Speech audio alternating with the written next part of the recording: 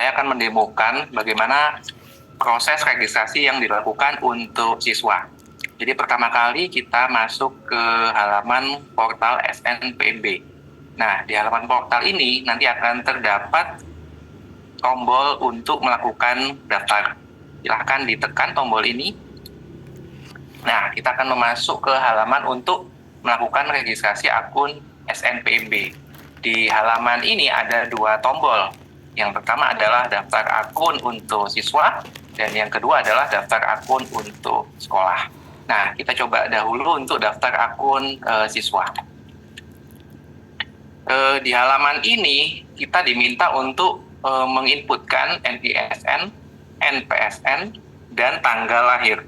Nah, kebetulan tadi kita sudah dapat satu orang volunteer, saya akan masukkan data NISN-nya, kemudian data NPSN, dan tanggal lahirnya. Nah, ketiga data ini harus cocok, karena kalau tidak cocok maka proses tidak akan bisa dilanjutkan. Rido, cocoknya tuh cocok di data Pusdatin atau cocok di mana? Cocok di data Pusdatin, Bu. Oke, siap ya, cocok di situ ya. Jika data yang kita inputkan sudah betul, namun ternyata ditolak, berarti ada yang salah di data Pusdatin. Nah, itu harus dikonfirmasikan ke Pusdatin melalui sekolah. Ini terima kasih ya pada Alisa Humaira Pradata. Kita doakan bersama-sama mudahan Alisa yang menjadi volunteer hari ini bisa masuk ke dalam perguruan tinggi di prodi yang dipilih. Amin. Silakan lanjut, Pak. Baik, nah di halaman ini kita bisa mengecek apakah data-data kita sudah benar. Yang bisa dicek adalah NISN, lalu NPSN, nama lengkap, nama sekolah, dan tanggal lahirnya. Nah, kalau ada data yang belum benar, nanti jangan dilanjutkan proses ini, silahkan dikonfirmasikan ke sekolah. Lalu selanjutnya saya akan memasukkan email saya. Ini email saya. Emailnya nanti adalah email dari Alisa ya, bukan emailnya saya ya, berarti gitu ya, ini ya. Email yang sebenarnya gitu, supaya sampai ke alamatnya gitu ya. Jadi email siswa masing-masing. Jadi gunakan email utama yang bisa dibuka. Jadi maka nanti akan mendapatkan konfirmasi email. Nah, setelah tombol daftar ditekan, maka nanti akan ada konfirmasi. Jadi pembuatan akun SNPMB dengan nama Alisa Humaira Pradata dan email siswa@snpmb.id telah berhasil. Silahkan membuka inbox, atau jika tidak ada di inbox, silahkan dibuka spam-nya. Jadi ada spam, kemudian dicek apakah ada email aktivasi. Nah, saya coba cek email saya. Baik, nah setelah email saya buka, di sini ada email untuk melakukan aktivasi akun.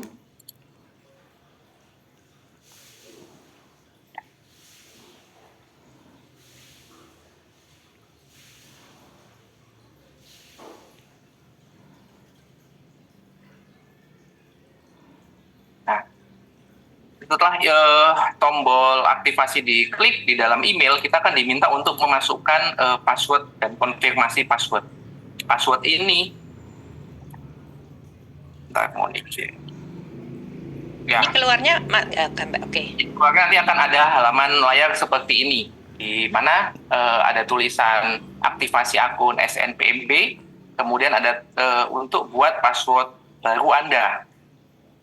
Nah, bisa tambah di layar. Ini password yang diinputkan minimal ada 8 karakter, kemudian mengandung minimal 1 huruf kecil, mengandung minimal 1 huruf kapital, dan angka. Saya coba masukkan password. Boleh yang biasanya digunakan juga boleh ya Pak Ridoni ya? Boleh, bebas. Boleh, supaya nggak lupa-lupa gitu. Asal sesuai dengan ketentuan yang ada di sini. Oh iya betul. Harus mengikuti. Kalau Mas yang selama ini belum mengikuti ini berarti harus menggunakan aturan ini ya Pak Rido ya.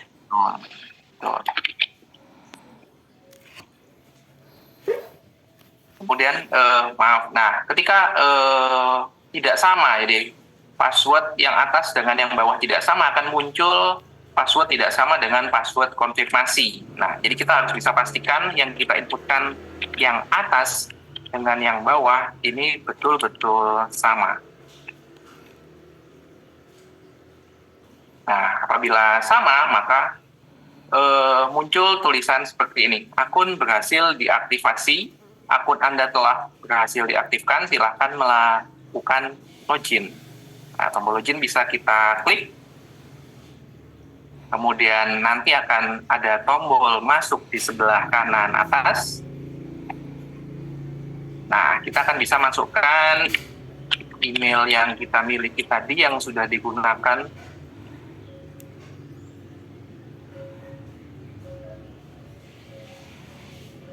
Kemudian passwordnya, kemudian masuk.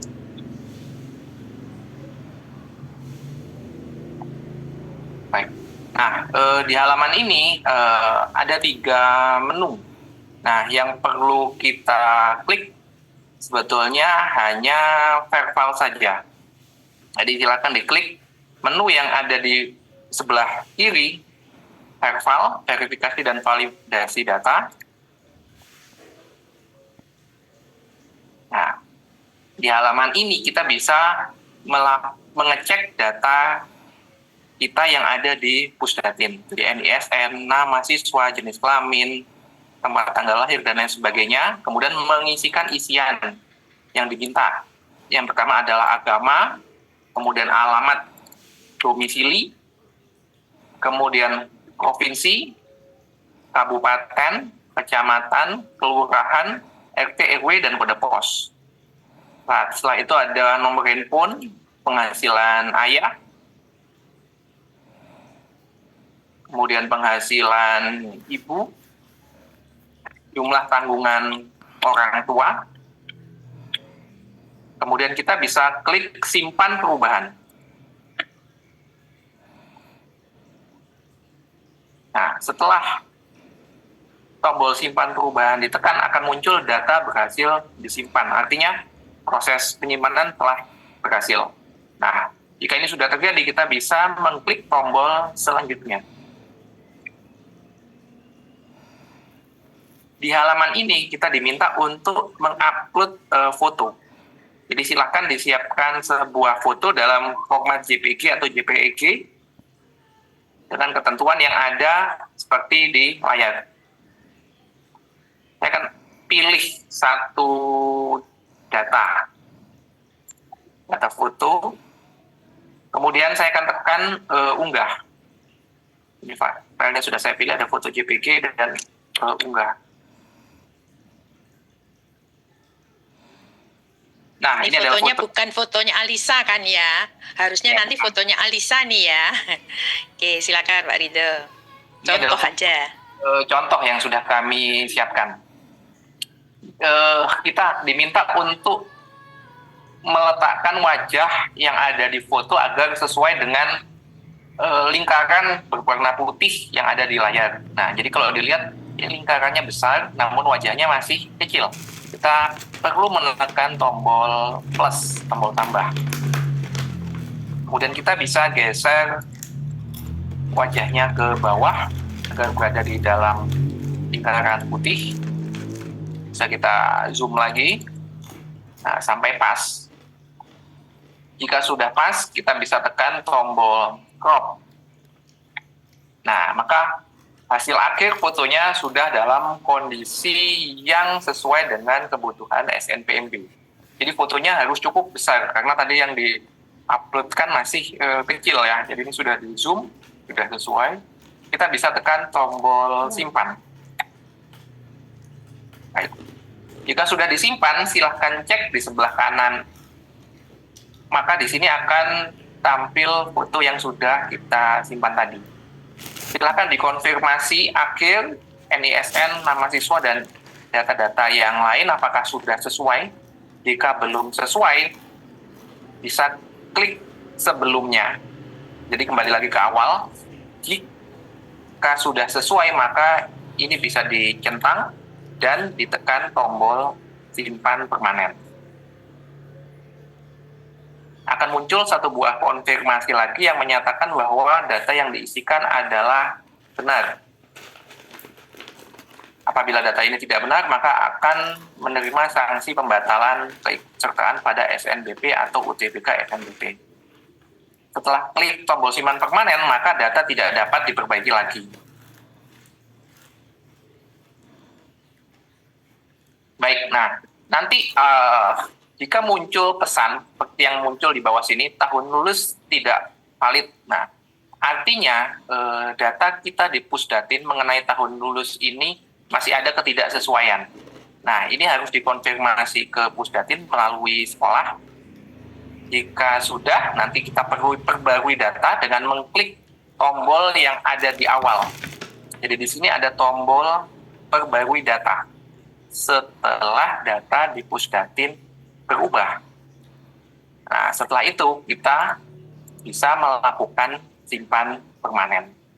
Baik, demikian. Seperti itu Bu Is, terima kasih atas waktunya.